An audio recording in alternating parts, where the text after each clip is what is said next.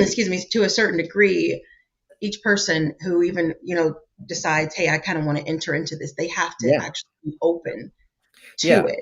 yeah. They But can't just say, it gets complicated because, of course, there's all kinds of different personalities. There's people out there just waiting for someone to tell them what to do, right? If you yes, look at like if you look at the Milgram, are you familiar with the Stanley Milgram experiments, the ones where yeah, they gave fake electric shock? Okay, so this is an important a trial, right?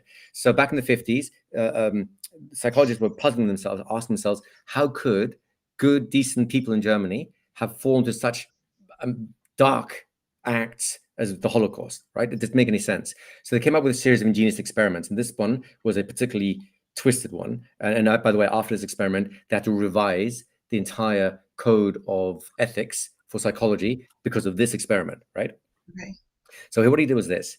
He had a actor sit in this very sophisticated looking room with lots of electrodes attached to him. And then they brought in a regular member of the public and they said, look, we're doing some research into learning and how punishment and reward systems work with learning, right? What I mhm, need you to do is ask him, there's a list of questions, ask him the question. When he gets the question right, he's good.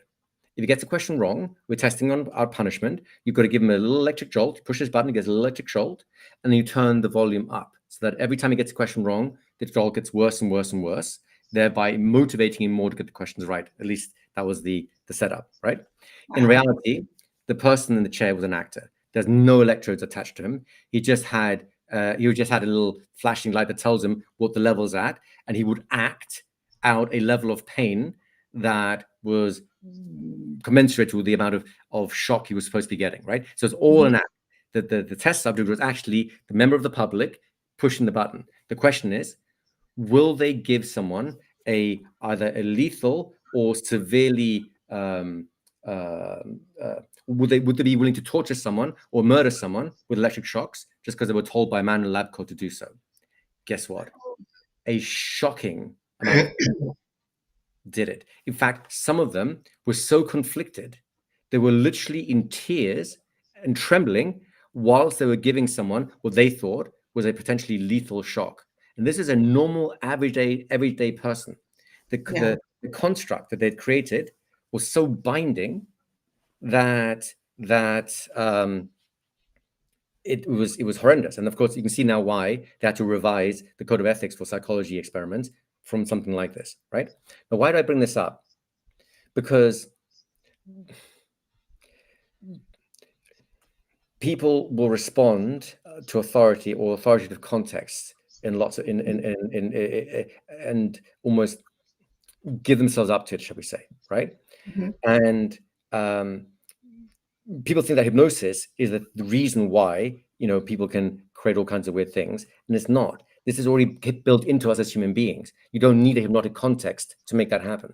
The right, conditions are separate. Can you make those things happen with hypnosis? Of course you can. Can you make it? Can you create conditions where it seems as though you're controlling someone? Yes, you can. But the thing to bear in mind is these are people whose flaws you're already exploiting. The flaws are present in the person, is not in the tool. You don't even need that tool to create a dark manipulation, if you will. Does it make right, sense? yes, And the reason this is important is because hypnosis is a powerful tool mhm, and it can be used for ill, but it's not because the tool itself is dangerous. It's because, well, people can be dangerous, right? It doesn't yeah, matter if it's a psychologist. It doesn't matter if it's a hypnotist. It doesn't matter if it's a policeman, right? Any one of them can put you into a context in which you will compromise your ethics yeah, under the right level of pressure. And it's not the hypnosis that's doing it.